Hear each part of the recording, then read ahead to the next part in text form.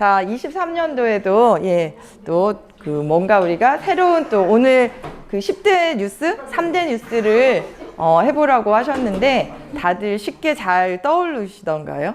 저도 처음에 이 질문을 받았을 때 3대 뉴스? 나 올해 뭐 했지? 이렇게 생각했던 것 같아요. 한 거는 엄청 많은데 뭘 한 거지라고 이렇게 생각을 하면서 아마 윤정희 선생님하고 저랑 그때 같이 있었는데 진짜 한 것만 있는데 정리가 안 되는구나 좀 이렇게 생각이 들었던 것 같아요. 근데 아마 우리 코치님들도 되게 많은 것들을 하셨을 것 같아요. 근데 요즘 너무 세상이 빨리 많이 바뀌고 있다는 거 인지하시나요? 저는 이제 변혁이라는 말로도 안 될 것 같다 이런 생각이 들 만큼 세상이 너무너무 빨리 바뀌고 있고 다들 아시지만 내년에는 어마어마하게 경기가 안 좋아질 거라는 거 다들 들으셨죠? 어젠가 그저께 뉴스가 나왔어요. 삼성이 긴축 재정에 들어가서 현금 확보를 위해서 확 긴축 재정을 해서 조 단위로 이제 다 그 긴축 재정에 들어갔거든요. 그리고 많은 대기업들이 다 조 단위로 재정을 줄이고 있어요. 이 얘기가 과연 뭘까요? 현금 확보를 하는 이유가 어마어마하게 경기가 안 좋아질 거라고 지금 생각을 하고 있고 모든 선행 지표가 다 그쪽을 향하고 있어요. 그래서 저희가 생각한 것보다 불황이 오래 갈 거다라고 생각을 하는데 그런 불황의 시대에 우리는 어떻게 살아남을 것인가? 과연 이건 기업에만 해당이 될 것인가? 라고 저는 생각이 들지 않아요. 굉장히 많은 산업 구조가 바뀔 거고 굉장히 많은 것들이 바뀌면서 또 우리 코치님들 또 강사님들이 가야 될 길들도 좀 더 바뀌지 않을까라고 생각해서 이제 이 강의를 좀 준비를 해봤습니다. 자, 22년도 트렌드 코리아 10글자가 단어로 있었어요. 혹시 읽으신 분들은 아시고, 네. 경혜 코치님. 네, 영어로. 아니, 여기 먼저 드셨어요. 네, 먼저 손을 드셨어요. 네, 맞으셨어요. 맞으셨어요. 네. 자, 감사합니다. 이렇게 해주시면 돼요. 넘어가려고 그러다가 김효희 코치님 상처받을까봐 이렇게 하시는 거예요 하려다가 상처받으실까봐 상처받을까봐 나중에 집에 가는데 이리 와보라고 막 이러실 수 있어서 자, 이렇게 퀴즈를 계속 맞추시면 돼요. 자, 가보겠습니다. 타이거와 캣이었죠. 그래서 잘 맞춰주셨던 것 같아요. 그래서 작년에도 이제 저희가 호랑이 띄었잖아요. 그래서 사실 작년도에는 이런 말이 있었어요. 타이거가 될 거냐, 캣이 될 거냐. 그러니까 재작년에 제가 강의할 때 그거 누가 선택한다? 우리가 선택할 거라고 생각했지만 다른 분들이 계속 선택하고 계시는 것 같아요. 그래서 혹시 그 10가지의 키워드를 아실런지는 모르겠는데 마지막에 레러티브라는 키워드가 있었어요. 대서사의 시대에 돌입을 했고 그때 선거가 있었기 때문에 레러티브가 이길 거라고 얘기를 했었는데 요번에 되신 분이 레러티브가 좀 더 강하셨던 건지 그분이 되신 것 같아요. 이 레러티브나 작년 거가 올해 그러니까 내년에 없어지는 건 아니에요. 내년을 계속 이어갈 거라는 거죠. 걔가 사라지고 23년도 키워드가 새로 짠 나타나갖고 고개 가거나 이러는 건 아니고요. 작년부터 키워드가 심상치가 않았어요. 22년도 키워드부터 심상치 않았죠. 혹시 첫 번째 키워드 기억하시는 분 있으실까요? 우리 김수진 코치. 나누사회요. 네, 상품은 없어요. 강사 마음이에요. 네. 나누사회였죠. 나누사회가 뭐였죠? 나누사회는 굉장히 이제 사람들이 모래알처럼 뿔뿔이 흩어지는 사회고 그냥 개인화로 거의 치닫는 사회였죠. 그렇게 계속 되어가고 있는 것 같기는 해요. 그래서 그 나누사회라는 거는 그대로 이어받아서 23년도 키워드가 사실 나왔죠. 그리고 항상 키워드는 1번 키워드가 전체 키워드를 다 관장한다는 사실을 아실 거예요. 그래서 그러면 올해는 무슨 띠? 내년에 23년도 여기 막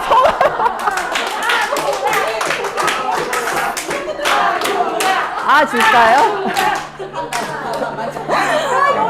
H가 나와. 근데 저기 저는 김보은 코치님이 춤을 추는 거는 지금 처음 봤어요. 그치? 얼마나 맞추고 싶었으면, 얼마나 이게 갖고 싶으셨으면 저 한복을 입은 상태로 이런 춤을 추실 수 있으실까요? 근데 계속 볼까요? 우리 계속 받은 기념. 예, 나중에 캘러그라피 할 때 아마 쳐주시지 않을까라고 생각을 합니다. 예, 토끼해라고 하죠. 예, 토끼해라고 얘기를 하고요. 예, 이렇게 토끼해라고 합니다. 예, 그래서 검은 토끼해라고도 이제 얘기를 하고 있어서요. 이제 토끼와 관련된 그 이름들로 해서 레빗 점프라는 게 23년도 키워드로 나왔죠. 그럼 잠시 이제 우리 토끼와 관련된 제가 사자성어 맞추기에 들어가겠습니다. 구루터기를 지키면 토끼를 기다리다. 아니에요. 틀렸어요. 그냥 토끼 관련된 사자성어는 무조건 토사구팽이시죠.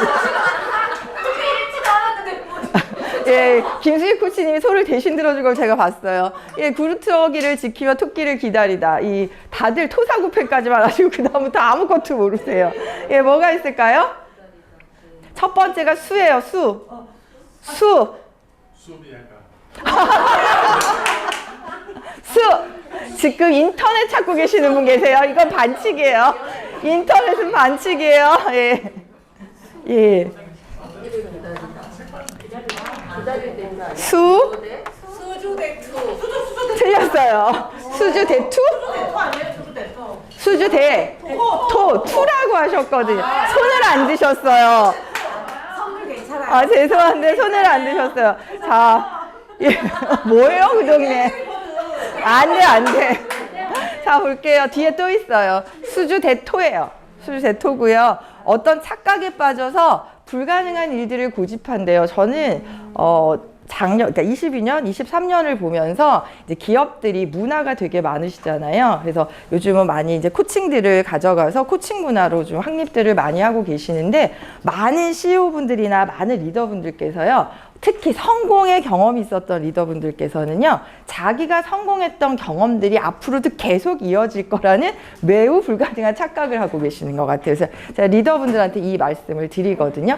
여태까지의 방식으로는 절대로 되지 않을 거고, 특히 성공의 경험이 있었던 리더들은 자신들의 생각을 완전히 깨부수지 않으면 앞으로의 시대를 살아가기 어렵지 않을까. 그래서 이런 일이 없어야 되지 않을까. 근데 우리도 마찬가지 않을까요? 코치님들도 각자 자기가 살아왔던 어떤 경험이나 신념들이 맞다라고 우기고 그것을 변화시키지 않으시다면 지속 가능한 개인이 되기도 어렵지 않을까 생각을 합니다. 자, 그러면 이번에는요, 꽤 많은 토끼는 세 개의 굴을 파여 손을 들고 지목하면, 예.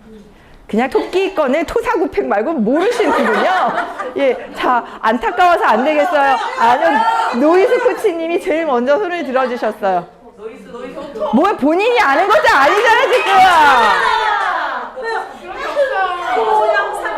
잠깐만요. 토용 삼굴. 아니, 틀렸어.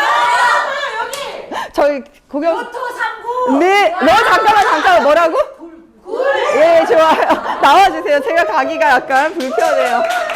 근데 제가 보니까 원장님이 계속 가르쳐주고 계시는 것 같아요. 예, 원장님이 가르쳐주고 계시는 것 같아요. 예. 노이즈 코치 왜 그러세요? 예, 교토상굴이라고 합니다. 그래서 미래에 대비하여서 준비를 철저하게 해두면 화가 없다는 거예요. 그래서 내년에 이제 토끼해를 맞이해서 우리도 뭔가 어떤 굴들을 파실 건지 각자 좀 생각하셔야 되지 않을까. 기업은 기업대로, 또 개인은 우리 전부 다 뭐 개인 사업자이실 수도 있고, 또 한 개인이 내가 살아가면서 예, 어떤 굴들을 앞으로 파 나가야 할지에 대한 이야기들 좀 생각해 봐야 되지 않을까 생각합니다. 그래서 검은 토끼해라고 해서요, 어떻게 이제 우리가 도약을 할 것이냐의 문제가 아닌가 생각을 해요. 이런 말이 있죠. 예, 위기는 기회다라는 말이 있어요. 근데 진짜 위기가 기회일까요? 어떻게 생각하세요? 저는 무조건 위기가 기회라고 생각하진 않습니다. 예, 변화를 준비한 자만이 거기에 기회가 있겠죠. 그래서 우리 코치님들은 어떤 변화들을 어떻게 준비해 나가실 거고, 연말을 맞이하셔서 내년을 맞이하기 전에 어떤 그 기회들을 맞이하실 수 있는지, 그리고 그것들을 위해서 나는 어떤 마인드를 가지셔야 되는지, 또 어떤 것들을 준비하셔야 되는지 꼭 한번 생각해 보셨으면 좋겠어요. 1번 키워드부터 가볼게요. 1번 키워드가 가장 중요하죠. 평균 실종이라고 얘기를 해요. 책을 이미 읽으신 분들도 계실 텐데, 평균 실종은 뭐냐면 이제는 평균은 다 필요 없다는 거예요. 중간은 다 필요 없어요. 중간이라는, 평균이라는 거의 의미가 없어지기 시작을 했다는 거예요. 그래서 중간이 사라지고요. 평균이 안전함을 가져다 주지 않는다는 거예요. 그래서 뭔가 우리가 뭐 그 마케팅을 하거나 이럴 때, 자, 이 물건을 좋아할 나이대는 얼마야? 50대들은 대체적으로 이런 걸 좋아할 것 같아. 이렇게 마케팅 전략 회의를 하시거나 이렇게 하시는데, 이제 그런 일은 없어졌다는 거예요. 그래서 평균이 사라졌대요. 한번 볼게요. 평균이 실종된 이유는 이런 그래프상에서는 평균이 아무 의미가 없다는 거죠. 자, 볼까요? 양극만 있어요. 그런데 우리가 여기 정규분포에 평균만 얘기한다면 여긴 아무도 없어요. 여기 소비자가 없다는 거죠. 근데 만약 우리가 평균 얘기만 하고 있고 소비자들은 양 끝단에 있는데 여기를 얘기한다면 타겟팅이 완벽하게 잘못되는 타겟팅이 될 거라는 거죠. 그래서 23년도 뭐 여태까지 계속 그랬어요. 자본주의 사회는 양극화로 가는 사회들이잖아요. 그래서 빈익빈 부익부 이렇게 경제 상황에서만 그런 일이 많았는데 모든 분야에서 양극화가 되기 시작을 하고 있다. 참 안타까운 일이죠. 그래서 아주 특히 뭔가 소비재 같은 경우는요, 아주 싸거나 아주 비싸거나, 올해도 그랬어요. 경기가 계속 안 좋아짐에도 불구하고 LG의 시그니처 가전제품 얼마인지 아시죠? 시그니처 가전제품들 테레비 하나 2, 3천씩 하거든요. 2, 3천만 원씩 함에도 불구하고 없어서 못 파는 거죠. 케이크 50만 원. 예? 케이크 50만 원. 케이크요? 케이크 50만 원짜리가 있어요? 50만 원짜리 케이크도 있답니다. 먹으면 달아질 거. 케이크 50만 원이래요. 그리고 몇 달 전이요. 올해 그 갤럭시 새 제품이 나왔을 때 제가 그걸 사보려고 갔더니 3달 기다리라고. 근데 그게 150만 원이었어요. 그 태블릿, 갤럭시 탭이요. 그래서 제가 이게 150이면 노트북을 사는 게 낫지 않을까, 이런 생각이 들었지만 사람들이 너무 줄을 서서 3달이나 기다려서 됐다면서 아이패드 산다면서 이러고 이제 말았다는 거죠. 이 정도로 사람들은 불황임에도 불구하고 비싼 거를 굉장히 고급지고 비싼 것들을 선호해요. 그것과 동시에 또 우리 젊은 세대들은 짠테크에 들어갔죠. 혹시 우리 코치님들 뭐 같이 뭐 많이 하시는데 챌린지 같은 거 하시는데 하루 안 쓰고 살아보기 뭐 이런, 며칠 동안 안 쓰고 살아볼 수 있을까 해보신 적 있나요? 애들 그거 챌린지 한다고 나는 뭐 오늘 3시간을 걸었어요. 뭐 오늘 어디서 먹었어요 하면서 돈을 한 푼도 안 쓰고 사는 것들을 챌린지를 하기 시작을 하죠. 그런 것들이 이제 양극화가 나타내는 어떤 현상이다. 그래서 마인드들도 양극화가 생기기 시작을 한다는 거죠. 이제는 점점 더 이러지 않을까라고 생각을 들고요. 이런 그래프에서도 양극화, 평균은 필요 없다는 거예요. 제가 이걸 안 누르고 있거든요. 그래서 N극화라고 얘기를 하는데요. 너무 각자 취향이 다 다른 거예요. 각자 취향이 모두 달라요. 지금 단순히 세대 갈등만 봐도요, 6개 그 세대들이 있으시잖아요. 크게 6개 세대가 있거든요. 그 연령이 이렇게까지 늘어나기 전까지는 6개 세대까지는 있지 않았어요. 근데 6개 세대가 같이 일을 해요. 이미 6등분이 되면서 서로 너무 생각도 다른 이 상황에서 같은 세대 안에서도 생각이 너무 달라요. Z세대라고 우리가 알고 있는 Z들이 생각하는 그런 생각만 하는 게 절대로 아니라는 거예요. 저희 세대라고 다 꼰대도 아니라는 거죠. 너무 사람들이 생각들이 다 다르다는 거예요. 세대 안에서도 너무 심하게 많이 갈리고 있고, 이런 걸 저희가 N극화라고 해서요, 다양해지기 시작해서 0.1명 타겟팅이 필요한 시대라고 얘기해요. 1명 타겟팅도 아니에요. 0.1명 타겟팅이라는 말이 나오기 시작을 했거든요. 기업들은 정말 살아남기 어려울 거라는 생각이 듭니다. 그 다음에 단극화라 그래서 한쪽으로만 싹 다 쏠리는 거예요. 이 영역은 저희의 영역은 아닌 것 같아요. 이 단극화는 이제 대기업들이나 한 기업이 뭔가 하나를 승자 독식하는 거죠. 저희 요번에도 뭐 카카오톡 사태도 보셨잖아요. 라인도 있고 카카오톡도 있고 텔레그램도 있고 되게 많지만 결국 카카오톡에 몰려 있었기 때문에 하루를 못했어요. 딱 하루 못했거든요. 24시간이 이제 그 단톡방이 안 됐고, 그리고 이틀 정도가 새로 막 안 깔리고 막 이랬는데 거의 정지했잖아요. 정지했거든요. 파일도 못 보내, 아무것도 못 해. 저도 바로 라인을 깔았습니다. 이 양쪽으로 쓰는 거죠, 이제. 만약 이쪽이 이 사태 나면 이쪽 쓰겠다, 이 뜻인 거죠. 이렇게 단극화, 한쪽으로만 쏠림 현상이 일어나는 거. 우리 예전에는 검색창이 되게 다양했어요. 뭐 있었죠, 검색창? 야후도 있었고요. 또 모른대. 들어봤다면서 마치 라이코스. 진짜 몰라요. 들어봤다면서 계속 젊은 척하고 있어요. 예? 네이트 있었어. 예, 막 있지 그러고 있어. 또 뭐 있죠? 철 그건 어느 시대야? 그건 어느 시대야? 천리안. 예? 원하는 거 주고 조용히 시켜요. 예. 근데 요즘은 대부분은 뭐 쓰세요? 요즘은 구글, 네이버. 뭐 또 하나 약간 파생되면 다음이죠.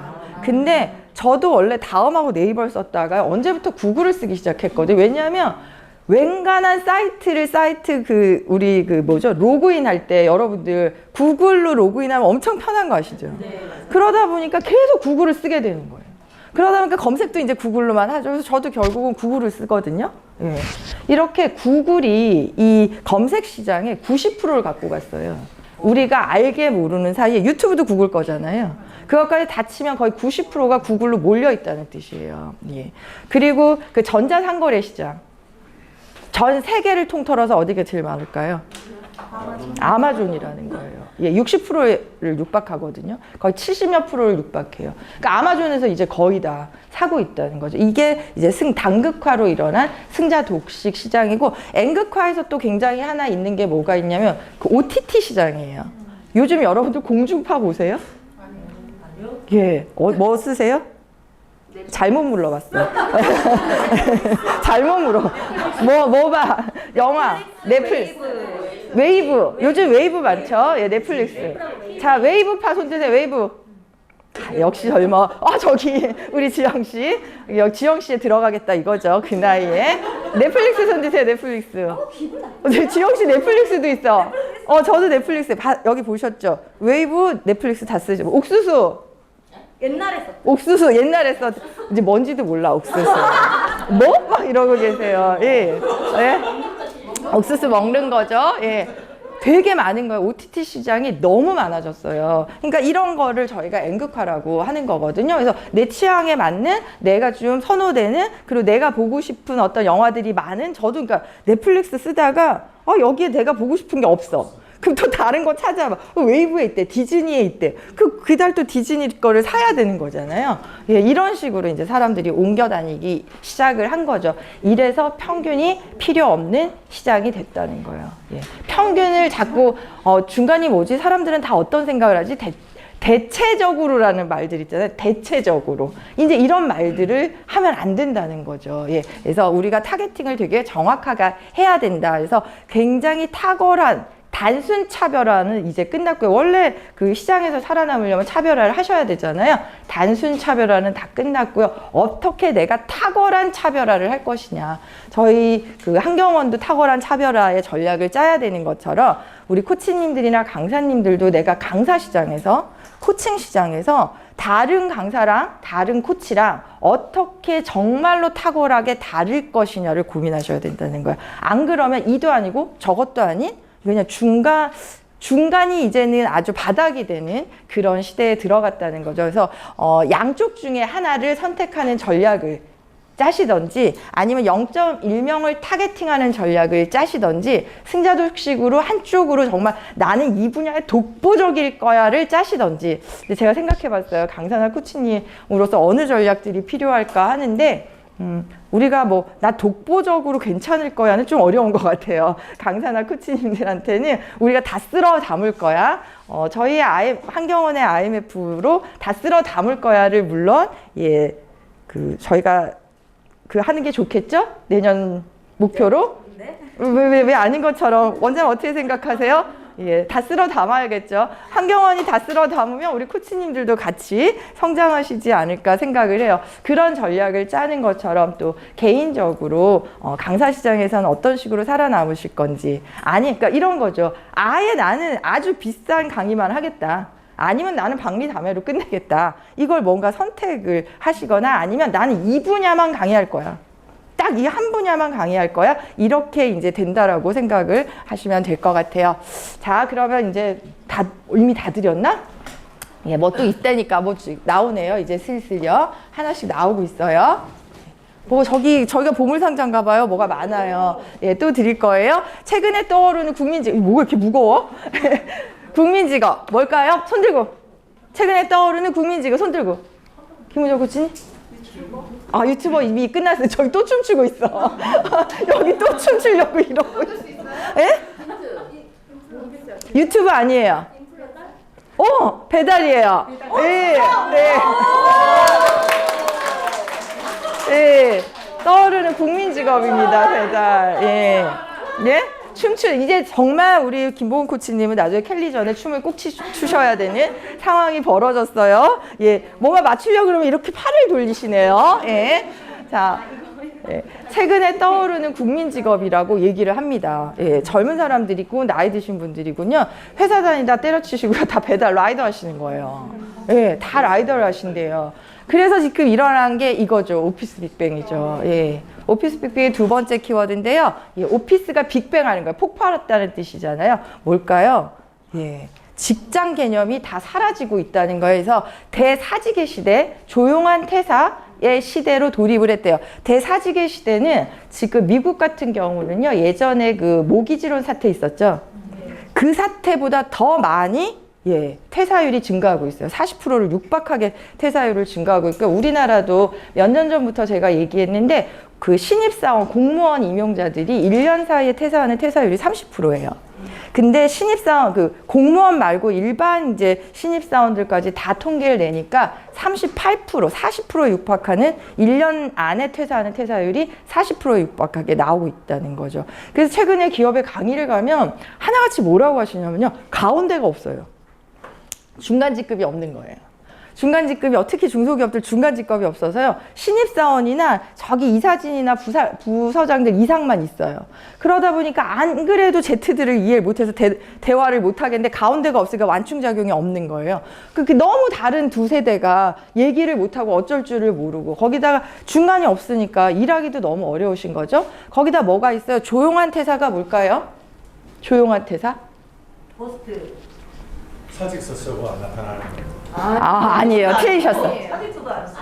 그냥 바로 안 나가지. 바로 안 나오는 거 아니에요. 자, 노이스 코치님 너무 안타까워. 예. 최소한의 일만 하면 워라밸을 즐겨. 네, 예, 맞아요. 비슷해요. 비슷한 개념이세요. 그러니까 나가고 싶은데 안 나가요. 안 나가고 일도 열심히 안 해요. 최소한의 일만 하고 내가 생각한 월급에서 요만큼의 일이다 자기가 결정해 놓고요. 그거만 하고 더 이상 안 해요. 애를 쓰지 않는다는 거, 이래요. 그 애쓰는 건 다 니네 일이야. 내 일이 아니라는 거. 이게 조용한 퇴사입니다. 대퇴사보다 더 무서운 거예요. 성장을 완전히 저해시키는 상황이거든요. 왜 안 나갈까? 옛날엔 나갔거든요. 근데 안 나가요.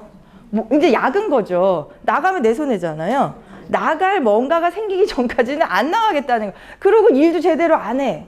회사 입장에서 너무 힘드실 것 같아요. 근데 제가 그냥 주변에 이렇게 사람들하고도 얘기를 해봐도 마음은 이해가 되긴 해요. 똑같은 돈을 받고 일을 하는데 내가 왜 더 일을 해야 되지? 라고 생각을 하는 거죠. 왜 나만 굳이 더 뭐 많이 받을 것도 아닌데 일을 왜 해야 돼? 그리고 저번에 한번 제가 이제 그 공무원 공기관 강의를 하는데 나 이 강의 안 한다 이런 강의가 하나 있었어요. 제가 강의 절대로 그 거부하지 않는 사람 중에 하나인데 이 강의 못 하겠다 그러다가 또 하기는 했지만 가서도 나 2번 다시 안 한다 막 이렇게 얘기했는데 승진 욕구를 올려달래요. 아니 그 회사 구조가 잘못돼서 승진이 안 되는데 왜 나보고 올려달라는 거야. 내가 무슨 재주로 그걸 올려요. 그것도 2시간 주고 3시간 주고요. 그래서 못하겠다는데 아니나 달라요. 갔는데 강의에 아무 관심이 없어요. 진짜 자기들끼리 논다고 정신이 없어요. 그래서 저 웬간하면 이렇게 풀어 잡아서 강의를 하는데 이러고 보고 있었어요. 그냥 같이 놀죠. 이렇게 얘기를 했을 정도예요. 그 정도로 그냥 강의 와서도 자기들끼리 놀고 그 승진 욕구는 아무도 없는 거예요. 특히 공무원들은 그냥 내가 굳이 올라가지 않아도 월급은 똑같거든요. 호봉으로요. 그러니까 더 승진을 안 하시려고 하는데요. 이런 현상들이 점점 이제 오피스를 그 일의 정의 자체를 바꾸고 있는 거죠. 거기다가 아까 제가 라이더 얘기도 했지만 코로나가 얘를 땡겼죠. 코로나 때문에 다 재택근무에 들어갔어요. 그러니까 시간이 있는 거예요. 김혜정 선생님한테 제가 한번 얘기한 것 같은데 제가 얼마 전 올해 중순쯤인가 너무 재밌는 일이 하나 있었어요. 저는 이제 엄마랑 80 노모랑 둘이 사는데 우리 집에 남자도 없어요. 그러니까 늙은 여자 둘이 살아요. 그래갖고는 예, 뭐 저도 늙었고 엄마도 늙었고 저 제 방에 그 나무 우드 블라인드가 있어요. 근데 그게 20년이 넘었어요. 근데 너무 멀쩡해. 네 들어오세요. 예, 너무 멀쩡해. 들어오세요. 예. 그 우드 블라인드를 좀 바꿔 달고 싶었어요. 근데 한 10년 전부터 바꿔 달고 싶었는데 못 달고 있었다가 그날은 가만히 우드 블라인드를 보다 진짜 바꿔 달아야겠다 이런 생각이 드는 거예요. 근데 저걸 어떻게 바꿔 달아요? 그래갖고는 그럼 아예 다시 살까? 오래됐으니까. 하고 이제 그 커튼 가격을 알아봤더니 너무 비싼 거예요. 200만 원이 넘어요. 아까운 것 같아요. 그러다가 이제 다들 아시죠? 제가 밤에 잠을 안 자요. 새벽 2시에 구글에게 아무거나 해주는 사람 딱 쳤어요. 아무거나 해주는 사람이라고 딱 쳤는데 정말 뭐가 뜨는 거예요. 예, 무슨 신문 기사가 딱 떴어요. 해주세요라는 어플이 있어요. 김혜선 등록했어요, 헬퍼로? 예, 제가 막 그거 보고 막 깜짝 놀래갖고 우리도 다 헬퍼로 등록할 수 있어요. 아무거나 해주는 사람으로 등록되실 수 있거든요. 이게 뭐야 하고 이제 기사를 읽었더니 어플 이름이 해주세요예요. 하고 제가 이제 해주세요 어플을 깔았어요. 그래갖고 봤어요. 봤는데 그래갖고 제가 뭐 커튼 옮겨 달아 주시고 뭐 안방에서 이쪽 방으로 뭐 이렇게 그 매트리스 2개를 옮겨줘야 돼요. 그거 2개 해주세요를 딱 쓰고 이 해주세요 어플이 대박난 이유는 하나예요. 그 비용을 제가 써요. 나는 얼마 주겠다. 그거 해주면 난 너한테 얼마 줄게. 이걸 제가 입력하게 돼 있어요. 이게 대박이 난 거죠. 마음이 편하잖아요. 그쪽에서 얼마를 달라는 게 아니고 줄 사람이 얼마 주겠다고 돈을 쓰는 거에서 막 고민을 했어요. 새벽 2시에 얼마를 쓰면은 하려고 할까 막 하다가 5만 원을 썼어요.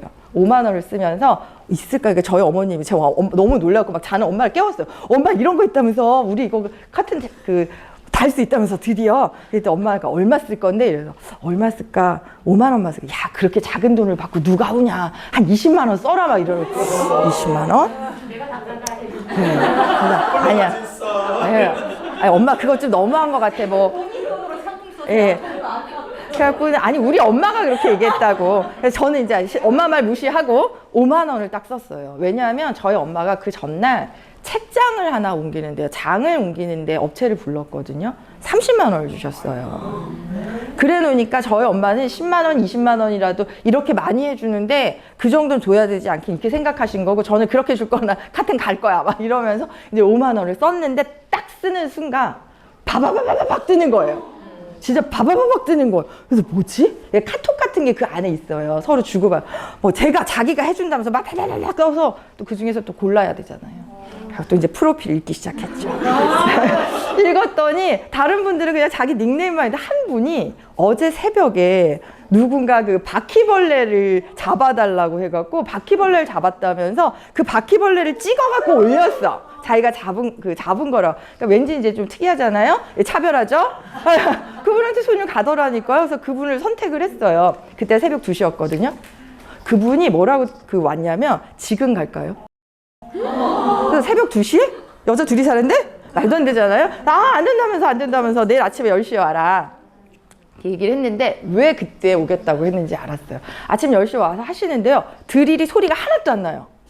이 드릴 있잖아요. 이게 1도 소리가 안 나요.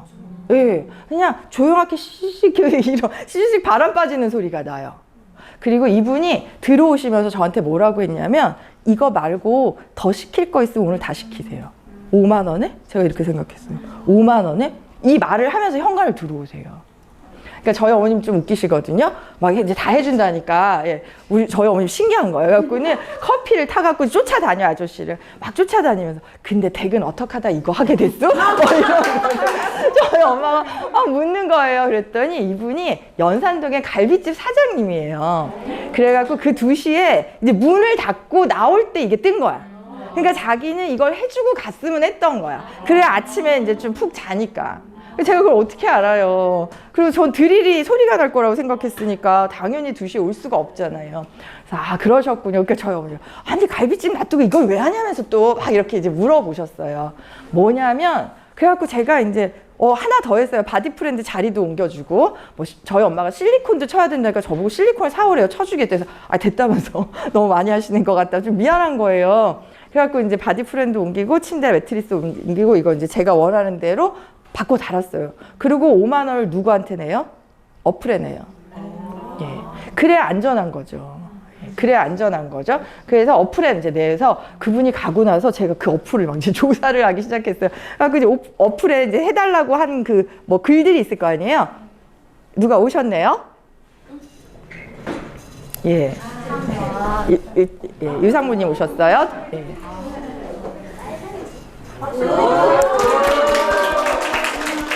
저보고 아까 빨간 옷 꼭 입고 가야 되냐고 물어보셨어요. 네. 그래, 예, 그 빨간 옷이면 충분하십니다. 예. 그래서 쭉 찾아봤는데 놀라운 걸 봤어요. 이 사람들이 5만 원에 왜 순식간에 다 뛰었는지 알았어요. 5만 원 없어요. 제일 비싼 게 한 2, 3만 원이에요. 네. 5만 원이 보이질 않는 거예요. 그러니까 그들한테는 그게 굉장히 큰 돈이었던 거예요. 그러니까 2시에 아무도 안 자나 봐. 저 같은 애들이 많은 거. 막 다다다닥 뜬 거죠. 그리고 근데 거기 글을 막 읽는데 너무 웃긴 글이 있는 거예요. 몇 월 며칠 몇 시에 자기한테 전화를 하고 끊어주면 5천 원을 주겠대요. 네. 전화를 했다가 끊어달래요. 그리고 5천 원을 주겠다는 거야. 윤정희 쌤 할 거야? 네. 네. 그냥 전화 걸어주고 5천 원 받는 어디 우리가 땅 파면 5천 원이 나와요? 예. 그리고 뭐 파 사주세요. 파 사다 주세요. 뭐 타이론을 사다 달라는 데가 제일 많아요. 약 사달라는 게. 이게 코로나 때문인 거예요. 예, 코로나 걸려서 못 나가는데 누가 친척은 없고 그러니까 약은 사야 되고 열은 뜨고 약은 사야 되고 이러니까 약 사달라고 그러면 이제 문에 걸어놓고 가라고 다 이렇게 적혀 있는데 10,000원 뭐 그리고 강아지 산책이 25,000원 뭐 이래요. 뭐 누구 데리고 와주세요도 있어요. 우리 아이 데리고 와주세요도 있고요. 그런데 3만 원을 넘는 게 없었다는 거예요. 이게 왜 그럴까요? 재택을 들어가면서 내가 재택하면서 우리 옆집에서 만약 우리 같은 아파트에서 뭘 해달래. 그럼 잠깐 갔다 오면 되는 거예요. 그럼 돈이 생기는 거예요. 자전거 타고 갔다 오고 이러면 돈이 생기는 거죠. 그래서 이런 것들이 폭발을 한 거죠. 쿠팡이츠도 있죠. 근데 해주세요가 쿠팡이츠나 이런 거랑 다른 전략을 썼던 건 뭐예요? 돈을 낼 사람이 매기고 있다는 거예요. 그러니까 마음이 편한 거죠. 올 거면 오고 말 거 말라는 거잖아요. 그리고 그런 것들에 이제 많은 사람들이 헬퍼로 등록이 돼 있고 저도 등록을 했다니까요. 2시간 유튜브 들으시면 등록이 돼요. 그러면 제 주변에 있는 저희 그 위치 기반이니까 제가 있는 주변의 사람들이 뭔가 글을 올리면 저한테 알람이 뜬다는 거예요. 그걸 보고 제가 할 만한 거 하면 내가 해주겠다 그러고 선택이 되면 엄청나게 경쟁이 치열하겠죠. 그 안에서도 경쟁인 거예요. 오늘 다 등록하겠네. 예? 오늘 다 등록하시는 거예요? 예, 이런 것들이 이 오피스 빅뱅을 더욱더 부추기고 있는 거죠. 거기다가 라이더 분들이 이제 점점 임금도 올려달라고 하시고 해서 점점 임금이 올라가니까 뭐 젊은 라이더 분들은요 한 달에 1,000도 번대요. 예, 거의 몸이 으스러지시지만 1,000을 버는 거죠. 이게 뭐랑 또 연결이 돼 있을까요? 우리 파이어족이라고 있었어요. 파이어족이 뭐죠? 40대 은퇴하는 40대 은퇴를 하겠다는데 요즘 Z들 소원이 40대 은퇴예요. 그러니까 40대 은퇴를 하기 위해서는 내가 할 수 있는 모든 짓을 다 해서 돈을 끌어모으겠다요. 그래서 작년에 그것과 관련된 굉장히 키워드들이 많았잖아요. 리세일도 있었고요. 예, 다시 파는, 되파는 이런 것들도 있었고 되게 많았거든요. 예. 근데 이제 이게 본격화하면서 예, 경제를 근간을 흔들 정도로 대사직이 일어나기 시작할 거라고 얘기를 하는 거죠. 그러니까 회사들은 이제부터 이 나가는 이 공간을 어떻게, 공백을 어떤 식으로 메워야 될지 이제 생각해야 되는 거고요. 과연 오프라인의 건물을 가지고 이 회사라는 걸 운영해야 되는지도 이제 심각하게 생각을 해야 되는 거죠. 그래서 작년에 오토라고 미국의 그 코로나 터지자마자 거기는 어떻게 예측을 했는지 모르겠는데 터지자마자 자기네 사옥을 다 팔았어요. 싹 다 팔고 100% 모두 다 재택에 들어갔어요. 그렇게 3년이 지난 거예요. 그런 다음에 이들이 3년이 지나고 나서 재택을 하니까 뭐가 좋고 뭐가 안 좋다라는 거를 이제 통계를 내기 시작을 한 거죠. 3년이 지났으니까요. 좋은 것도 되게 많았어요. 일단은 되게 모든 게 그 온라인상에서 글로 왔다 갔다 하잖아요. 그 모두 다 남아서 엄청 투명화가 되기 시작을 하고요. 정말 일하는 시간이 확 준대요. 일하는 시간이 확 주니까 진짜 진정한 워라밸이 시작이 됐고요. 그 회사는 되게 특이하게 사람을 뽑을 때 카톡으로 뽑아요. 그러니까 그래서 왜 카톡으로 뽑는지 봤더니 이제 정말 완벽한 그 뭐라 그러죠? 갑자기 단어가 생각이 안 나는데 차별 없애는 거? 평등. 예, 평등하게 뭐 단순 블라인드 테스트를 넘어서 예, 카톡으로 왜냐면 미국은 얼굴을 보면 뭐 히스패닉인지 이런 걸 알 수 있잖아요. 그러니까 그런 인종으로도 차별 안 하겠다 이 뜻이에요. 그러니까 카톡으로 글로만 보고 이력서 보고 스펙 보고 그냥 뽑는 거예요. 예, 그래서 모르는 거죠. 예. 근데 이제 또 안 좋은 것도 있었어요. 예. 일단 그 신입을 교육시키기가 그 오프라인에서 만나는 것보다 어렵대요. 그러다 보니까 어떤 현상이 일어났어요? 기술직은 특히나 더 예, 경력자만 뽑기 시작을 한 거죠. 거기다 두 번째는 우리는 그 오프라인에서 만나면 스트레스 관리라는 걸 해주잖아요, 회사가요. 근데 이제 스트레스 관리가 아니라 외로움 관리를 해줘야 된대요. 각자 혼자 일을 하니까 외로움이 많아서 외로움 관리 프로그램을 따로 만들어야 돼서 가장 문제는 이제 멘토링 시스템을 다른 방식으로 만들어야 돼서 그 회사도 멘토링 시스템을 다른 방식으로 만드니까 뭐 요즘 신입들한테 제가 하는 얘기가 뭐냐면요. 대학생들한테 아무거나 무조건 들어가서 경력을 만들려고 그래요. 자꾸 따지고 이러지 말라고. 예, 아무거나 나 오라는 데는 무조건 들어가고 3년만 버텨. 그래서 경력자를 만들어. 그래 어딜 들어가기가 수월해지기 시작을 했다는 거예요. 근데 자꾸 뭐 내가 원하는 자리 따지고 지금 150까지 살면서 직업이 30개가 넘을 건데 지금 20몇 살에 원하는 자리가 무슨 소용이냐는 거예요. 예, 그럼 어차피 뭐 또 하다가 마음에 안 들면 나가고 라이더 할 거면서. 근데 일단 경력자들을 점점 뽑기 시작을 한다는 거예요. 그래서 신입사원들이 쓸 자리가 없다는 거죠. 예, 이게 누구의 그걸까요? 이 사운이에요, 사운. 어느 회사의 사운일까요? 네, 안 좋고 자기한테는. 아, 그러니까. 평생 직장 따위는 없다 학교가 되어서 떠나라. 예, 우리 정원아 코치님. 배달의 민족? 네, 배달의 민족. 네. 뭔가 주세요. 예, 요번에부터는 모바일 상품권으로 드리도록 하겠습니다. 지영 씨 적어놔 주세요. 모바일 상품. 예, 뱀이네. 사운입니다. 여태까지 기존 세대 입장으로는요, 이 말은 이해가 안 되는 거예요. 떠나라는 게요. 작년에 제가 이 강의 우리 팀에서 했을 때 우리 변유타자면 그런 말 하지 말라면서 저한테 그런 말 하면 안 된다면서 저한테 우리 직원들한테 그런 말 하지 말라면서 막 이러셨어요. 예, 최고가 돼서 떠나라는 거예요. 이제 우리의 회사는 사원들을 성장시키는 곳이라는 거예요. 우리의 회사에 와서 자신들이 충분히 성장해서 더 좋은 곳으로 가라. 그곳에서 더 성장해서 우리 회사로 다시 와도 좋아. 이 뜻이라는 거죠. 이게 아마존에서부터 시작이 됐었던 거예요. 아마존이 그렇게 하고 있어요. 그래서 MZ들 첫 이직 시기 보니까 1년 미만이 38%에 육박을 하고 있고 결심하는 이유는 업무 과다 및 개인 생활 누리기가 힘들어서 업무가 과다하시대요. 6시에 때 퇴근하시는데. 예, 저희는 이해하실 수 어렵겠지만 그들한테는 업무가 과다합니다. 예, 과다하고 조직 문화, 이제 다른 통계들을 보면 Z들이 제일 힘들어하는 게 조직 문화라고 얘기를 해요. 지금 기존의 이런 조직 문화들이 견디기 매우 어려워서 그래서 저희가 코칭이 조금 더 잘 되고 있는 게 아닌가 생각을 합니다. 요거 글자 한번 맞춰주세요. 이거 맞추시는 분에게 제 사비를 털어서 예, 스타벅스 상품권 10,000원 쿠폰을 보내겠습니다.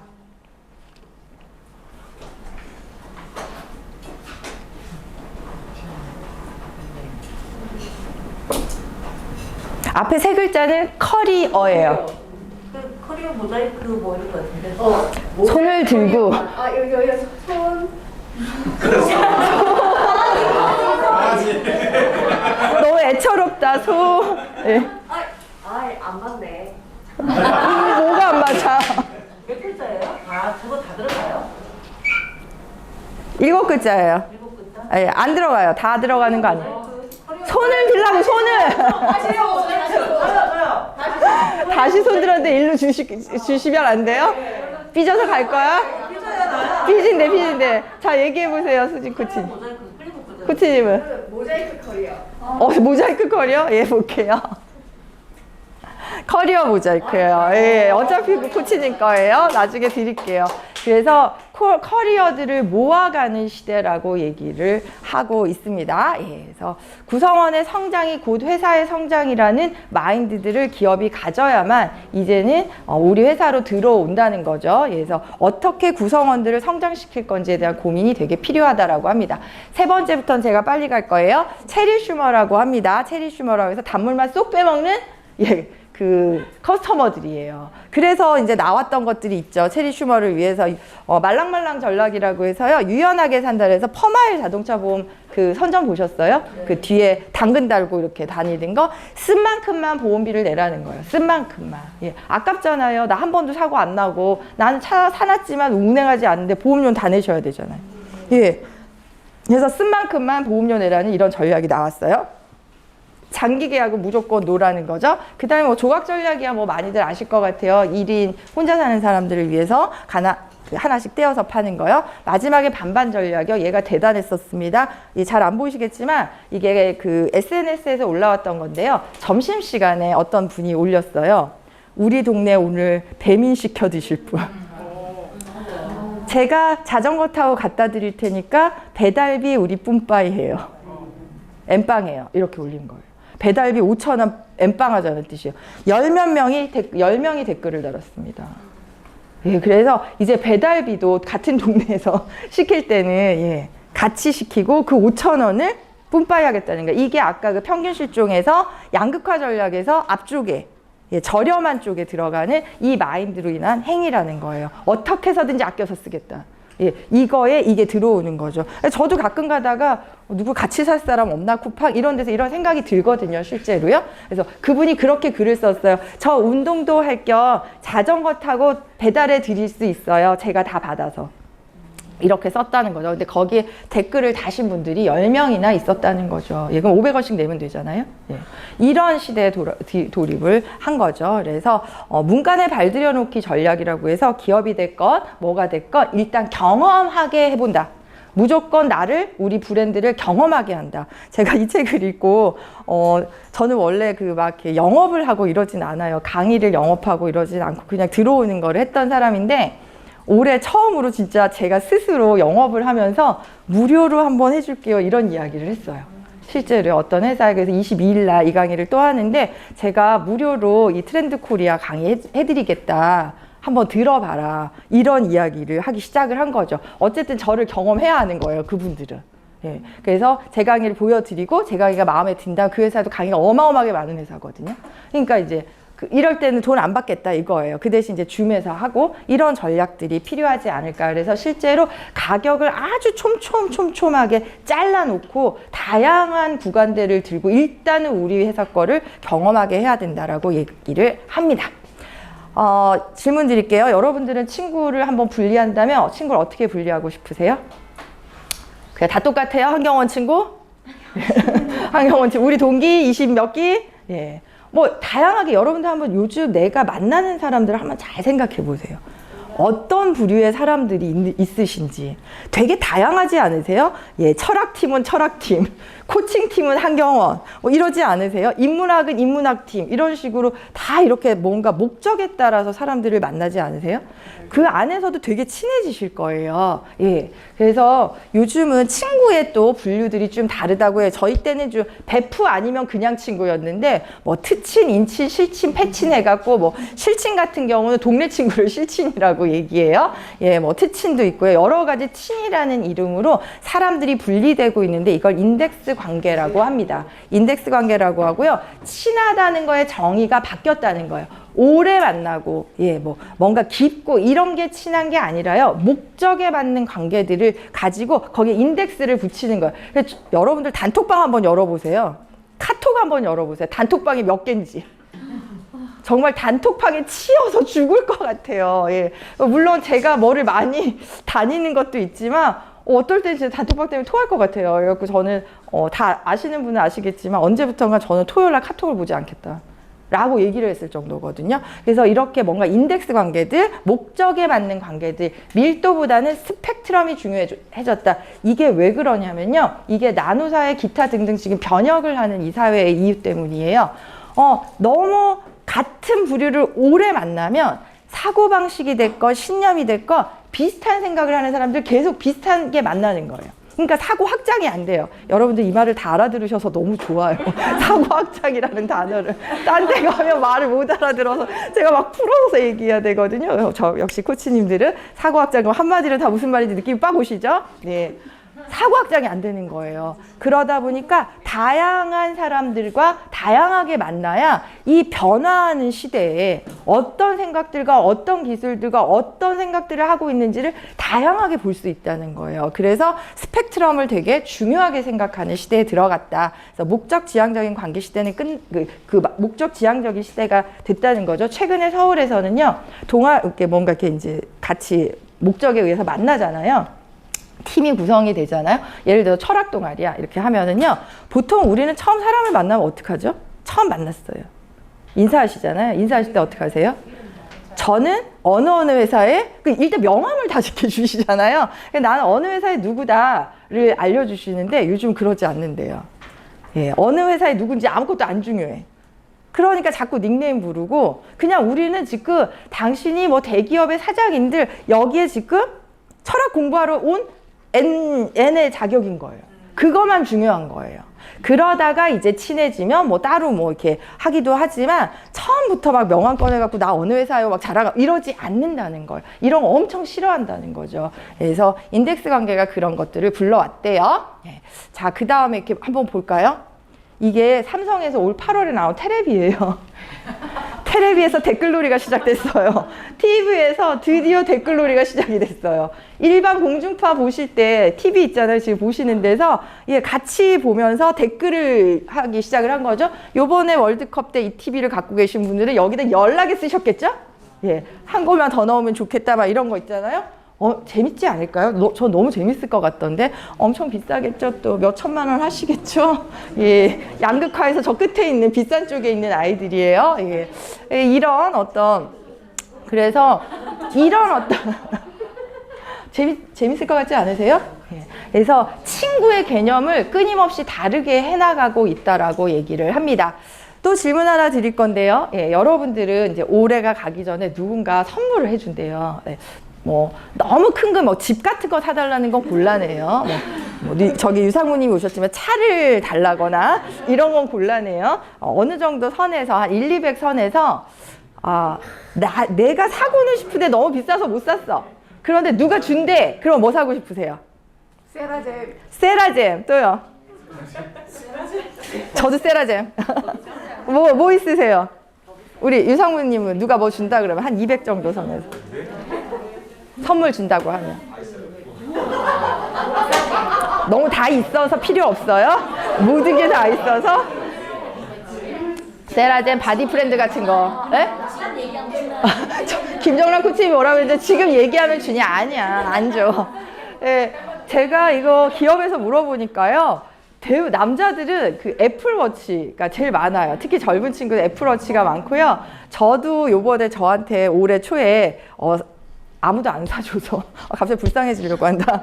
아무도 안 사줘서 저한테 되게 비싼 건데 1년을 생각하다가 그냥 내가 사자 그냥 해갖고 산 게 있어요. 예.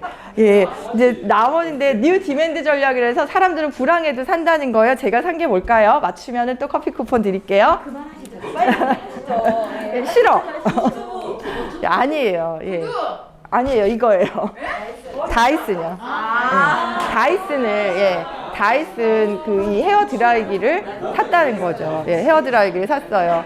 예, 70만 원 주고 샀어요. 70만 원. 이런 것처럼 사람들은 불황에도 뭔가 산다는 거예요. 이런 걸 만들어야 한다는 거예요. 예, 불황에도 사는. 이걸 만들려면 어떻게 해야 될까요? 진짜 소비자 심리를 되게 잘 알아야겠죠. 사람들이 뭘 원하는지를 깊이 생각해야 되는 거죠. 이 얘기는 거꾸로 기업에서 뭘까요? 구성원들도 뭘 원하는지 어마어마하게 깊이 생각하셔야 된다는 거예요. 그러지 않으면 어떻게 돼요? 오피스를 빅뱅 시킬 예정인 거죠. 단순히 제품에만 들어가는 게 아니라는 거예요. 예, 그래서 사지 않고 안 되는 무언가를 만들 거냐. 아이패드 한번 나와보세요. 난리잖아요. 아이패드 난리. 이런 것들을 뉴 디맨드 전략이라고 합니다. 예, 그래서 모든 질문은 소비자로부터 온다. 저는 이거를 따로 바꾸면 모든 질문은 어떻게 보면 앞으로의 시대는 CEO가 가지는 방향이 아니라 구성원들로부터 온다. 구성원들로부터 오고 우리가 같이 일하고 있는 이해관계자들의 마음이 뭔지에 따라서 우리의 전략들을 어떻게 바꿔야 될까? 뭐 ESG 경영선상에서도 그런 것들이 있죠. 그래서 모든 질문 소비자로부터 온다라고 합니다. 그래서 훌륭한 상품은 많이 팔리는 게 잘 팔리게 훌륭한 상품이 많이 팔리는 게 아니고요. 많이 팔리는 상품이 훌륭하다라고 얘기합니다. 다음은 디깅 모멘트라고 해서 파는 거예요. 예전에 덕질이라고 있었죠. 예, 덕질. 그리고 뭐 오타쿠라는 말도 같은 선상에서 있고 했는데 이 덕질과 이 디깅 모멘트의 차이가 있어요. 덕질은 뭔가 약간 우리가 이렇게 봤을 때 뭐 노는 거, 연예인 뭐 이런 느낌이었다면 디깅 모멘텀은 그것과 더불어 그 안에 성장이라는 단어가 같이 있어요. 그러니까 사람들이 단순 파는 게 아니에요. 진짜 파는 거예요.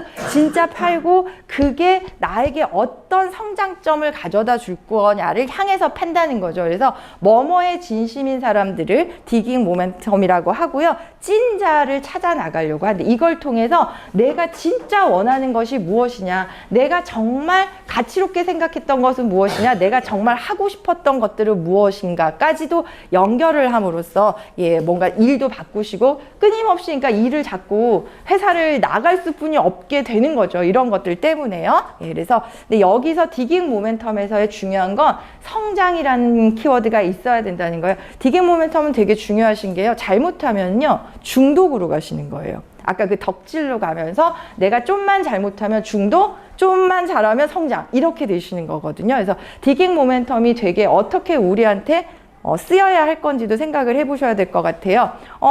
강사님들과 코치님들한테는 디깅 모멘텀이 어떻게 쓰셔야 될까요?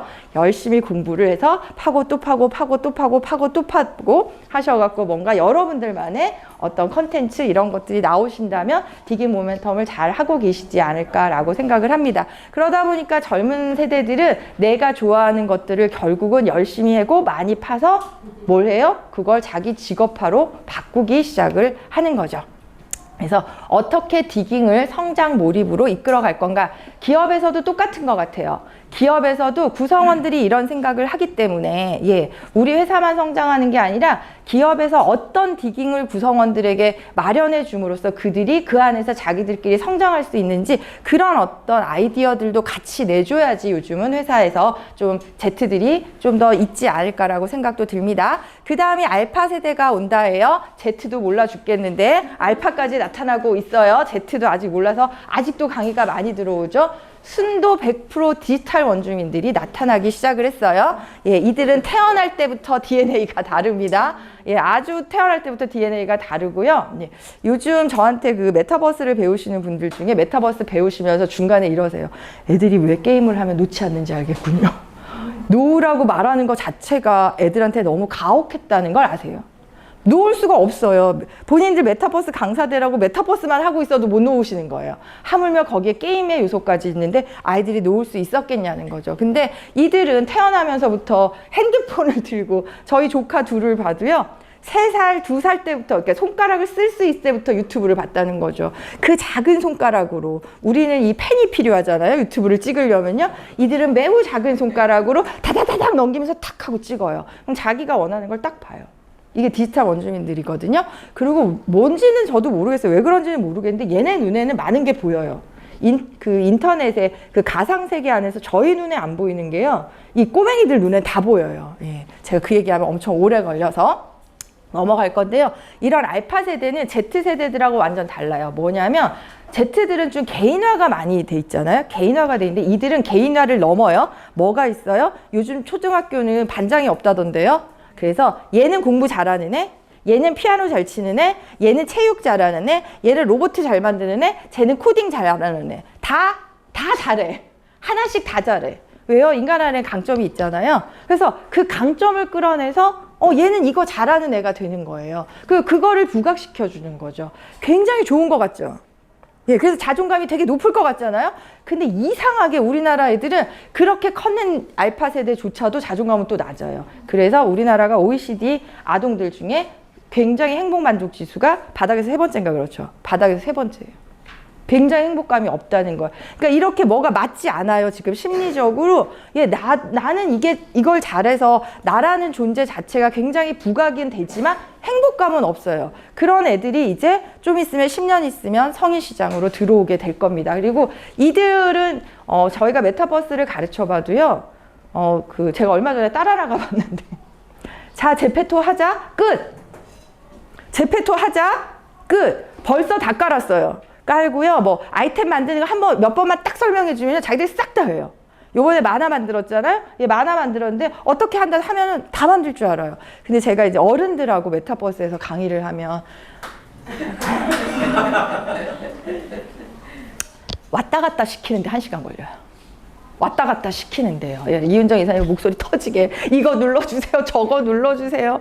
예, 그리고 저희가 미리 막 공지를 했어요. 그 메타버스 세미나 하기 전에 공지했는데 우리 지영씨 전화 너무 많이 와갖고 자기 못 들어갔다고. 예, 40명 넘게 신청하셨는데 20몇 명뿐이 안 오셔서 안 오신 건 줄 알았더니 저희가 메타버스 어떻게 들어오는지 다 동영상으로 찍어드렸는데 그걸 못 하셔갖고 못 들어와갖고 지영 씨한테 전화하는데 지영 씨 혼자니까 전화를 혼자 받아야 되잖아요. 다 응대를 못 해갖고 못 들어오셔갖고 저 막 거기 어떻게 들어가는 거야? 막 저한테 제가 초대하면 들어갈 수도 없는 곳에 오라고 해갖고 뭐 화를 막 내셨던 분이 있어요. 저한테 아니 유튜브 안 보셨냐고 제가 이렇게 얘기를 했거든요. 그거 보고 자기는 어떻게 아냐는 거예요. 그냥 게더타운 로그인 해놓으라는 것뿐이 없거든요. 근데 안 되는 거예요. 근데 이 알파들은 그렇지 않아요. 알파들은 예, 국영수 코를 배운대요. 코가 뭐죠? 예, 코딩을 배워서 저희 조카도 4살, 4학년인데요. 이미 다 로봇 자기가 만들고 다 움직이고 다 한다는 거죠. 이런 아이들을 이제 우리는 슬슬 준비하기도 해야 되고 또 어른으로서 요즘 뭐 우리 원장님도 ESG 경영 얘기를 많이 하시지만 ESG 경영상에서 이 알파 세대들의 행복을 누가 책임을 져줄 거냐는 거예요. 그래서 어른으로서 이 애들이 어떻게 행복해질 건가에 대해서도 생각을 하셔야 된다. 그리고 이제 기술적으로 제조들은 이게 되게 중요한 시대가 됐는데요. 선제적 대응 기술이라고 해서요. 단순 기술이 아니라요. 기계가 예측을 하는 기술을 선제적인 대응 기술이라고 얘기를 합니다. 그래서 예측을 해서 이 사람이 원할 것 같은 걸 예측해서 미리 다 하는 거예요. 근데 그거에도 단계가 있다라고 얘기를 해서 정보를 제공하는 단계가 있고요. 맞춤을 조정해주는 단계가 있고요. 예측을 수행하는 단계가 있는데 예를 들어서 이산화탄소가 이제 노출이 될 경우 맞춤 조정하는 단계는 이 사람의 자세를 감지해서 이 사람이 좀 뭐 호흡을 제대로 못한다거나 하면 119로 전화를 대신 걸어주는 거를 맞춤 조정 단계라고 그러고요. 예측 단계는 그 전에 이미 얘가 체크를 다 해요. 이산화탄소 농도, 이 사람의 심박수, 호흡, 표정, 자세 이렇게 해서 119로 신고하기 전에 이미 창문을 여는 시스템이 된다는 거예요. 근데 이런 게 지금 공공재에서 굉장히 많이 필요하대요. 그러니까 안전이라는 것과 얘가 연결이 돼서 쓰이게 된다고 하고 실제로 여러분들 뭐 아시는 분은 아시겠지만 요즘 시골에 가면 노인분들 집에 가면 냉장고랑 화장실 앞에 센서가 달려있는 거 아세요? 그래서 몇 시간 이상 그 센서가 울리지 않으면 군청에서 나와요, 직원이. 예, 군청에서 나와서 할머니 하고 이렇게 두들기세요. 그래서 사망하셨는지 혹은 어디 아프신지 그래서 만약 아파서 안 드시거나 화장실 안 가시는 거면 예, 모셔다 드리고 하죠. 제가 그거 들으면서 죽지도 못하는구나 이제는.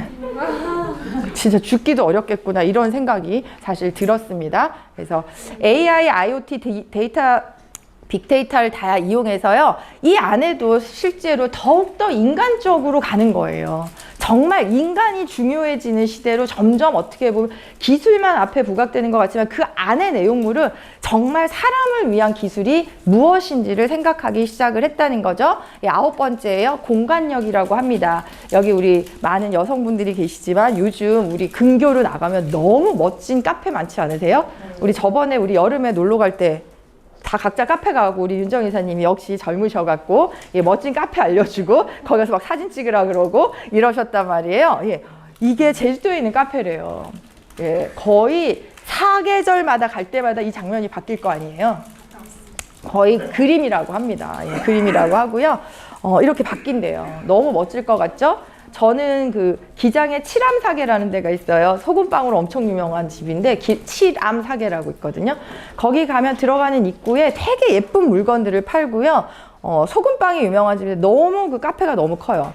그 진짜 공간 예술이라고 저는 생각을 하는데 너무 인테리어도 좋고요. 그리고 너무 특이한 거는 키오스크에다가 그 소금빵을 먹기 위해서 나의 전화번호를 적어야 돼요. 그걸 안 적으면은 소금빵을 먹을 수 없어요. 그래서 키오스크에 전화번호를 적으면 내 차례가 되면 카톡으로 연락이 오면 가서 소금빵을 받아와야 돼요. 그리고 한 사람당 2봉지뿐이 안 줘요. 저희 어머님이 가셨다가 얘를 못 눌러갖고 예, 못 먹고 오셨어요. 키오스크를 못 하는 거죠. 예, 점점 이렇게 되고 공간은 점점 멋져지기 시작을 하는 것 같아요. 그래서 사람들이 디지털적으로만 바뀌는 게 아니고요. 리바운드 현상이라고 해서 아날로그적으로 좀 더 멋지고 더 좋은 공간들을 선호한다라고 합니다. 이게 젠틀몬스터라는 선글라스에서 역시 젊은 두 사람은 젠틀몬스터를 알던데 여러분들 젠틀몬스터 아시는 분 손 들어주세요. 손 다 들어보세요. 몇 명 안 되시죠? 엄청나게 유명한 선글라스 회사래요. 예, 저도 뭐 예전에 다른 거 공부하다가 알았는데 이 매장이에요. 엄청 멋있습니다. 이게 매장이에요. 얘네들은 매체 광고하지 않습니다. 매체 광고 같은 거 하나도 하지 않아요. 얘네 매장으로만 광고하는 거예요. 예. 이거는 뭐 거의 아트 아닌가요? 예, 아트 수준에 육박을 합니다. 얘네들은 행위예술 같죠. 2021년 기준으로 30개국 400여 개 매장 보유하고 기업 가치 1조예요. 선글라스 팔아서요. 이거 팔아서요. 예, 어마어마한 회사입니다. 제가 다음 주에 서울에 문화생활을 즐기러 가는데 여기 가볼 거예요. 가서 직접 찍어오려고 그래요. 너무 보고 싶더라고요. 이거를 공간역이라고 해요. 자, 어떻게 사람을 끌어들일 거냐는 여러 가지 방식이 있는데 매체로 우리가 광고를 해서 끌어들일 건지 여태까지 뭐 매체, 유튜브 이런 거를 썼는데 반대로 이렇게 공간을 잡지화시키면서 사람들을 끌어들이는 전략도 있더라는 거죠. 어쨌든 사람들은 이제 정말 더 멋지고 더 좋고 나를 좀 더 행복하게 하는 방향으로 뭐를 선택하기 시작하시는 게 아닌가 생각이 듭니다. 그래서 브랜드를 어떻게 경험시킬 거냐에서 이 공간을 어떻게 활용할 것이냐는 매우 중요한 것 같아요. 엄청 중요한 것 같아요. 그래서 요즘은 그래서 막 이렇게 제가 서울에 뭔가 강의를 다녀보거나 하면 저도 그래요. 어떤 강좌가 딱 열려서 딱 가면요. 거기에 인테리어가 너무 멋지고, 여러분도 한번 생각해보세요. 인테리어가 너무 멋지고 그럼 기분이 어떠세요? 네, 거기 왠지 거기서 똑같은 강의 들어도 거기 강의가 괜찮은 것 같잖아요. 이런 느낌 안 드세요? 예. 그래서 이런 것들을 우리가 간과하고 갈 수 없다라고 얘기를 합니다. 마지막이에요. 네버랜드 신드롬이라고 해서 모두 어린이로 살아가는 네버랜드래요. 그러니까 점점 사람들이 수명이 늘면서요. 자꾸 젊어지고 싶은 욕망이 너무 커지는 거예요. 그러니까 동안 사업도 엄청 많거든요. 동안? 예, 어떻게 하면 동안이냐, 동안 뭐 그런 것들도 있는 것처럼, 예, 이런 네버랜드 신드롬이 점점 이어질 거라 그래요. 올해 2022년도에 가장 많이 팔린 제품 중에 하나예요. 뭐가 있을까요? 가장 많이 팔린 제품. 홈쇼핑에서. 가위도 있고요. 이것도 하는 거요. 그것보다 더 많이 팔린 게요. 그거래요. 블랙 샴푸요. 블랙 샴푸 쓰시는 분 있으세요? 예, 김현수 선생님 저한테 얘기 듣고 쓰죠.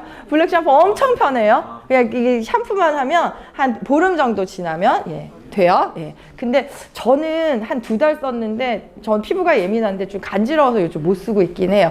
되게 종류가 많은데 그것도 블랙 샴푸가 유행하는 이유도 이 네버랜드 신드롬 때문이라고 얘기를 하는 거죠. 사람들이 점점 젊어지고 싶은 거예요. 연령이 너무 많이 늘어나니까 그럴 수뿐이 없는 것 같아요. 그래서 한때 여러분들 공주 목걸이 유행한 거 아세요? 어느 연예인이 그 얼마 안 되는 그 유치찬란한 공주 목걸이를, 만화에 나오는 공주 목걸이를 찾는데 그게 되게 유행을 했었어요. 예. 그런 것뿐만 아니라 여러분들 포켓몬빵 드셔보셨나요? 네. 예. 벌써 저 드셔봤대잖아. 이것도 모으고 다니고 막 이러시는 거예요, 지금? 예. 그래서 외모를 넘어서, 근데 이런 네버랜드 신드롬 안에 외모를 넘어 승진도 마다한다는 거예요. 난 귀찮고 이 승진도 마다한다는 네버랜드 신드롬은 뭐냐면 책임지기 싫다는 거예요. 예, 어린아이의 마음으로 나는 책임지는 건 다 싫어. 이런 것, 그러니까 그러니까 단순히 뭐 외모적인 것만 그러니까 어리게 가려는 게 아니고요. 사고방식과 생활 양식을 뛰어넘어서 모두 다 어린아이들 사고방식으로 가시는 거예요. 그렇게 되면 어떻게 되냐면 이렇게 돼요. 사회 전체가 유아화되기 시작한다는 거죠. 그래서 되게 자기중심적인 성향이 커진다는 거예요. 근데 작년 22년도 키워드가 나노사회였거든요. 22년도 키워드 나노사회가 뭐예요? 극으로 개인화로 치달을 거라고 예견한 거거든요. 나만 옳아요. 너는 다 틀렸어요. 그러니까 유튜브가 부추긴다고 얘기를 하잖아요. 제가 한번 봤던 거는 알고리즘이 계속 그거 비슷한 것만 계속 만들다 보니까 그거만 계속 보다 보니까 이게 맞는 것 같은 거죠. 근데 그게 더 심해질 거라는 거. 그거와 엎어져서 이 네버랜드 신드롬까지 이렇게 같이 융합이 되면 정말 내 주장만 맞는 거죠. 이게 기업에서 그런다고 생각해 보세요. 사람들이 다 나만 맞아. Z는 Z만 맞고요, X는 X만 맞고요, 라떼는 라떼만 맞는다고 그러면 과연 기업이 어떻게 될까요? 예. 우리는 어떻게 보면 코치님들은 그런 어떤 사회로 돌아가는 그 사회 안에서 코치님들의 역할이 엄청 크시지 않을까 이렇게 생각을 하고요. 생명체 없는 캐릭터에다가도 되게 집착을 한대요. 예. 사람하고 안 놀고 이런 아이들하고 놀고 그리고 문제는 뭐냐면 문제를 타인과 조직과 정부로 떠넘긴다는 거예요. 전가한다는 거예요. 내 탓은 없어요. 다 남의 탓인 거죠. 예. 저는 이거 보면서 기업이 점점 힘들어지겠다 이 생각했어요. 그리고 자기 취향에 너무 몰두를 하고 자기 취향이 존중받기를 원한다는 거예요. 내 취향을 존중받기 원하는 사회로 가고 있다는 거죠. 이거는 소비자뿐만 아니라 우리 모든 구성원들, 우리가 같이 만나는 많은 사람들이 그렇게 생각하기 시작한다는 뜻인 것 같아요. 그래서 어떻게 어린아이 같은 삶의 경이 잃지 않으면서도 우리의 경험들을 통해서 성숙을 켜켜이 쌓아갈 거냐. 여기서조차도 우리가 젊게 사는 건 중요하지만 아이처럼 되는 건 안 된다. 그래서 젊게 살지만 그 안에 성장. 그리고 인간은 그 유희의 동물이거든요. 늙으나 젊으나 다 노는 건 다 좋아해요. 그래서 뭔가 좀 더 재밌게 그리고 성장을 가지고 특히 그 오피스 빅뱅과 어울려서 요즘 젊은 사람들은 단순히 놀기를 원하는 것도 아니고요. 단순히 자신들이 존중받기를 원하는 것도 아니고요. 뭔가 의미들을 그렇게 찾는데요. 의미들. 그러니까 조직이 나에게 이 일을 시키는 의미를 그렇게 알고 싶으신 거죠. 그러니까 일 시키면 뭐라 그래요? 내가 이거 왜 해요? 뭐 이런 걸 물으면 그들은 반항이 아니라 이 일이 주는 의미가 뭐냐고 묻는 건데 기존 사원들은 이걸 반항으로 받아들이시고 계시는 거죠. 그래서 그 요즘 젊은 세대들하고 일을 할 때 의미와 성장을 어떻게 줄 건지는 엄청 중요해지지 않았을까. 그런 거에 우리의 어른들의 경험들을 어떻게 묻어나갈지 그리고 앞으로의 시대는요, 어른이라는 정의가 없답니다. 그래서 어른들끼리만 내가 어른답지 않아라는 이야기를 하지 않나라고 얘기를 해서 같이 조금 더 훨씬 더 수평적인 상태로 들어가지 않을까라고 생각을 합니다. 예, 그래서 매일 조금씩 성숙하기를 포기하지 말아야 된다. 그런 의미라면 우리 코치님들은 매일 조금씩 성숙하시고 오늘도 노는 날인데 강의 들으시고 네, 예, 저희는 너무 잘하고 있는 것 같아요. 혁신의 시대라고 얘기를 해요. 혁신이란 단어조차도 이제는 어울리지 않을 만큼 예, 거의 전 빅뱅의 시대라고 생각을 하는데요. 그 시대 23년도도 더 높은 도약을 준비하기 위해서 우리가 어떤 인사이트와 어떤 아웃사이트들을 가져야 되는지 한번 요 연말을 지나시면서 각자 개인의 지속 가능한 삶을 위해서 꼭 한번 생각해 보셨으면 좋겠습니다. 다들 수고하셨습니다.